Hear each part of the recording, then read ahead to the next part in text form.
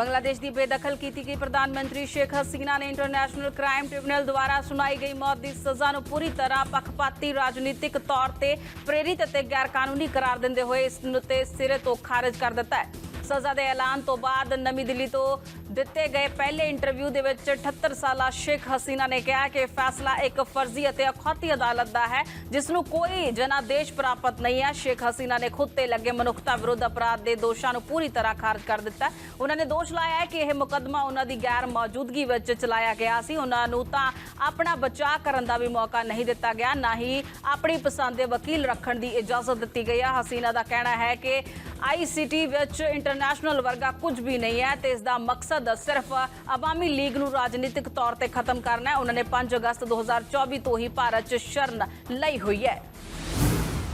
तेलंगाना के घट गिनतियां मामलों से भलाई मंत्री मोहम्मद अजरुद्दीन ने सऊदी अरब में वापरे भयानक सड़क हादसे में भारतीय श्रद्धालुओं की मौत से डूंगा दुख प्रगट किया। उन्होंने इस मुश्किल समय दौरान प्रभावित परिवारों की सहायता के लिए तेलंगाना सरकार की पूरी वचनबद्धता का भरोसा दिता। उन्होंने जहाज में भारतीय कौंसल जनरल अफाद अहमद खान सूरी के नाल गलबात की। उन्होंने जख्मी श्रद्धालुओं को हर संभव सहायता प्रदान करने और राहत कार्यों को जल्दी और प्रभावशाली ढंग से चलाने की बेनती की।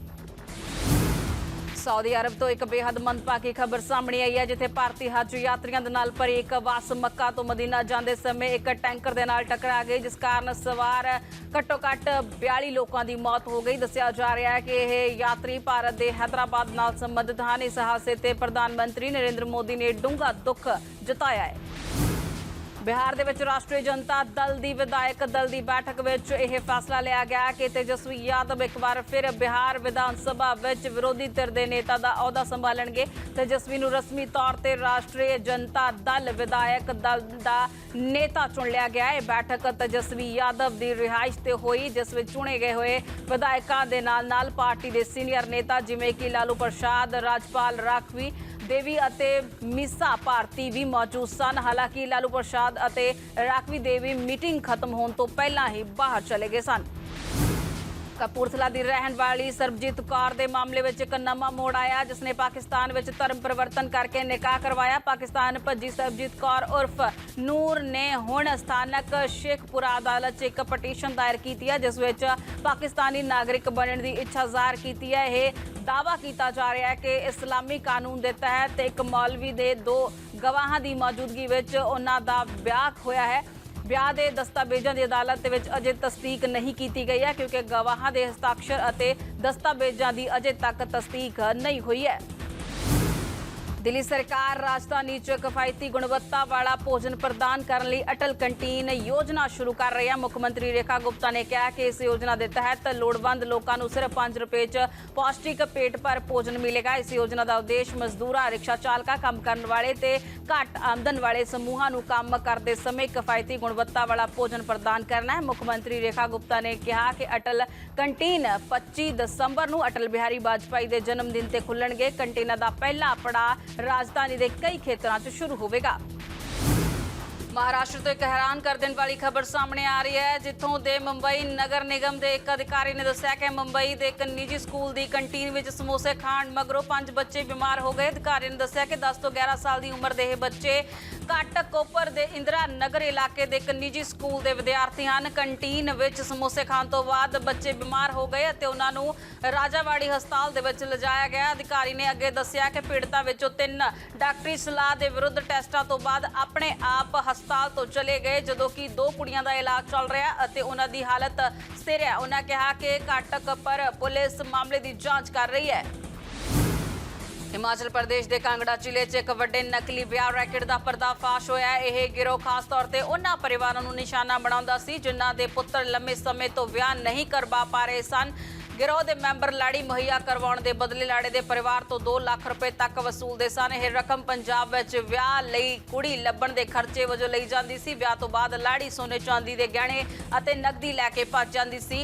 नगरोटा बागवान पुलिस स्टेशन के अधिकारी खेतर के घटना वापरी ते इस दे आधार पर पुलिस ने इस मामले में 5 मुलजमां नूं सफलतापूर्वक गिरफ्तार कर लिया है। देश की मोहरी दूरसंचार कंपनी भारती एयरटेल ने लद्दाख की पूर्वी सरहद ते स्थित दुनिया प्रसिद्ध पंगोग झील के नेड़े दो सब तो दूर पिंडां मान अते मैराक च मोबाइल नैटवर्क के विस्तार का ऐलान किया है। यह कनैक्टिविटी लद्दाख के रणनीतिक अते पहाड़ी इलाके लई एक महत्वपूर्ण मील पत्थर मनी जा रही है। एयरटेल पहली टेलीकॉम कंपनी बन गई है जिसने इस कठिन अते संवेदनशील इलाके च भरोसेयोग मोबाइल सेवा शुरू की है। केंद्र सरकार ने शुक्रवार ਨੂੰ डिजिटल निजी डाटा सुरक्षा एक्ट ਨੂੰ लागू ਕਰਨ ਲਈ ਲੋੜੀਂਦੇ ਪ੍ਰਸ਼ਾਸਕੀ ਨਿਯਮਾਂ ਨੂੰ ਨੋਟੀਫਾਈ ਕਰ ਲਿਆ ਹੈ। ਇਹ ਕਾਰਵਾਈ ਸੰਸਦ ਦੇ ਵਿੱਚ DPDP ਐਕਟ ਪਾਸ ਹੋਣ ਤੋਂ 2 ਸਾਲ ਬਾਅਦ ਕੀਤੀ ਗਈ ਹੈ। ਇਹ ਨਿਯਮ ਨਵੰਬਰ 2025 ਵਿੱਚ ਲੰਮੇ ਸਲਾਹ ਮਸ਼ਵਰੇ ਅਤੇ ਉਦਯੋਗ ਅਕਾਦਮਿਕਤਾ ਅਤੇ ਸਿਵਲ ਸੁਸਾਇਟੀ ਤੋਂ ਪ੍ਰਾਪਤ 6915 ਲਿਖਤੀ ਇਨਪੁਟਸ ਤੋਂ ਬਾਅਦ ਅਧਿਕਾਰਤ ਤੌਰ ਤੇ ਨੋਟੀਫਾਈ ਕੀਤੇ ਗਏ ਹਨ। ਇਹ ਨੋਟੀਫਿਕੇਸ਼ਨ ਭਾਰਤ ਦੀ ਨਿਜਤਾ ਅਤੇ ਨਿੱਜੀ ਡਾਟਾ ਦੀ ਸੁਰੱਖਿਆ ਲਈ 15 ਸਾਲਾਂ ਦੀ ਲੰਮੀ ਖੋਜ ਨੂੰ ਅੱਗੇ ਵਧਾਉਂਦਾ ਹੈ। 13 ਨਵੰਬਰ ਤੋਂ ਲਾਗੂ ਹੋਏ ਵਾਈਟ ਹਾਊਸ ਦੇ ਇੱਕ ਨਵੇਂ ਆਦੇਸ਼ ਨੇ ਭਾਰਤ ਸਮੇਤ ਕਈ ਦੇਸ਼ਾਂ ਦੇ ਖੇਤੀ ਉਤਪਾਦਾਂ ਲਈ ਅਮਰੀਕਾ ਦੇ ਬਾਜ਼ਾਰ ਤੱਕ ਪਹੁੰਚਣ ਦੇ ਮੌਕੇ ਖੋਲ੍ਹ ਦਿੱਤੇ ਹਨ। ਇਸ ਆਦੇਸ਼ ਦੇ ਤਹਿਤ ਅਪ੍ਰੈਲ ਵਿੱਚ ਲਾਗੂ ਕੀਤੇ ਗਏ ਅਮਰੀਕਾ ਦੇ ਆਪਸੀ ਟੈਰਿਫ ਪ੍ਰਣਾਲੀ ਵਿੱਚੋਂ ਖੇਤੀਬਾੜੀ ਵਸਤੂਆਂ ਦੀ ਇੱਕ ਲੰਬੀ ਸੂਚੀ ਨੂੰ ਬਾਹਰ ਕੱਢ ਦਿੱਤਾ ਗਿਆ ਹੈ। ਵਸਤੂਆਂ ਹੁਣ ਮਿਆਰੀ ਗੈਰ ਵਿਤਕਰੇ ਵਾਲੇ ਡਿਊਟੀਆਂ ਤੇ ਵਾਪਸ ਆ ਜਾਣਗੀਆਂ। ਛੋਟਾਂ ਦੀ ਸੂਚੀ ਦੇ ਵਿੱਚ ਕੌਫੀ, ਚਾਹ, ਗਰਮ ਖੰਡੀ ਫਲਾਂ ਦੇ ਜੂਸ, ਕੋਕੋ, ਮਸਾਲੇ, ਕੇਲੇ, ਟਮਾਟਰ, ਸੰਤਰੇ, ਬੀਫ ਅਤੇ ਚੂਣਵੇਂ ਖਾਦ ਸ਼ਾਮਲ ਹਨ। ਇਹਨਾਂ ਵਸਤੂਆਂ ਨੂੰ ਮੁੱਖ ਤੌਰ ਤੇ ਇਸ ਲਈ ਛੋਟ ਦਿੱਤੀ ਗਈ ਹੈ ਕਿਉਂਕਿ ਅਮਰੀਕਾ ਖੁਦ ਇਹਨਾਂ ਚੀਜ਼ਾਂ ਦੀ ਲੋੜੀਂਦੀ ਮਾਤਰਾ ਵਿੱਚ ਉਤਪਾਦਨ ਨਹੀਂ ਕਰ ਰਿਹਾ। झारखंड तो एक मंदभागी खबर सामने आ रही है जिथे एक पुलिस अधिकारी ने दस्सिया है कि झारखंड के दुमका जिले में एक कार के पलटन ते दरख्त नाल टकराउण कारण 2 लोगों की मौत हो गई है ते 3 होर जख्मी हो गए हैं। उन्होंने दस्सिया कि हादसा सरायाहट खेतर में पालूआ नेड़े एक मोड़ ते वापरिया जदों ड्राइवर ने गड्डी तो कंट्रोल गुआ दिता। अधिकारी ने दस्सिया कि जख्मियों को फुलचानो मैडिकल कॉलेज और हस्पताल लिजाया गया। उन्होंने दस्सिया कि मृतकों की पछाण शुभमनदीप राय 32 साल और मुहम्मद आसिफ आलम 34 साल वजों हुई है। ਭਾਰਤ ਨੇ ਹਜ਼ਾਰਾਂ ਭਾਰਤੀ ਕਾਮਿਆਂ ਨੂੰ ਸਮਾਜਿਕ ਸੁਰੱਖਿਆ ਦੇ ਦੋਹਰੇ ਕਰ ਤੋਂ ਬਚਾਉਣ ਲਈ ਅਮਰੀਕਾ ਦੇ ਨਾਲ ਟੋਟਲਾਈਜੇਸ਼ਨ ਸਮਝੌਤਾ ਕਰਨ ਦਾ ਪ੍ਰਸਤਾਵ ਪੇਸ਼ ਕੀਤਾ ਹੈ। ਇਹ ਪ੍ਰਸਤਾਵ ਅਮਰੀਕਾ ਨਾਲ ਚੱਲ ਰਹੀਆਂ ਵਪਾਰਕ ਗੱਲਬਾਤ ਦੌਰਾਨ ਕੀਤਾ ਗਿਆ ਹੈ। ਜੇਕਰ ਇਹ ਸਮਝੌਤਾ ਹੁੰਦਾ ਤਾਂ ਅਮਰੀਕਾ ਵਿੱਚ ਕੰਮ ਕਰ ਰਹੇ ਹਜ਼ਾਰਾਂ ਹੁਨਰਮੰਦ ਅਤੇ ਅਨਹੁਨਰਮੰਦ ਭਾਰਤੀ ਕਾਮਿਆਂ ਦੀ ਪ੍ਰਯੋਗਤਾ ਵਿੱਚ ਸੁਧਾਰ ਹੋਏਗਾ ਅਤੇ ਉਹਨਾਂ ਦੀ ਲਾਗਤ ਵਿੱਚ ਕਮੀ ਆਵੇਗੀ।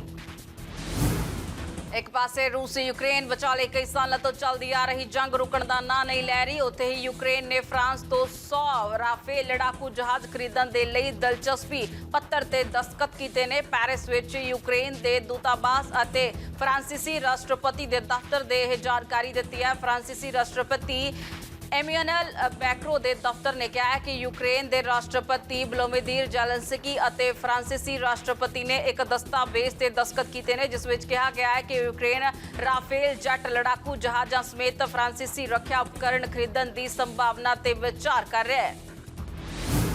ब्रिटिश सरकार ने देश में शरणार्थियों के लिए हुण तक के सब तो वड्डे नीतिगत बदलाव का ऐलान कर दिता है। इस बदलाव के तहत शरणार्थियों की स्थिति हुण स्थाई की बजाय अस्थाई होगी और स्थाई निपटारे लिए उड़ीक का समा 5 सालों तो वधा के 20 साल कर दिता गया। गृह सकत्तर शबाना महमूद के अनुसार यह कदम गैर कानूनी प्रस्ताव और किश्तियां राही आने वाले लोगों को रोकने लिए है पर शरणार्थी संगठनों ने इसनूं सख्त किया। दूजे पासे इस कदम नूं आधुनिक समय विच देश दी शरणार्थी नीतियां का सब तो व्यापक सुधार मन्निया जाता है।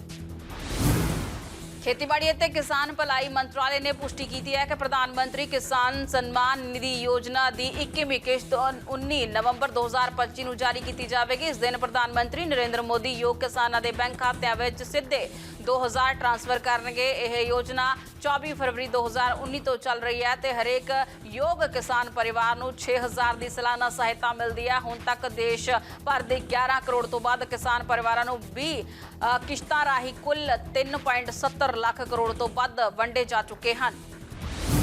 यूक्रेन की स्टेट एमरजेंसी सेवा ने कहा है कि रूसी ड्रोन हमलिਆਂ ने ओडेसा खेतर च ऊर्जा बुनियादी ढांचे ਨੂੰ नुकसान पहुंचाया। नुकसानियां गईਆਂ ਥਾਵਾਂ ਵਿੱਚ एक सूरजी ऊर्जा प्लांट भी शामिल है।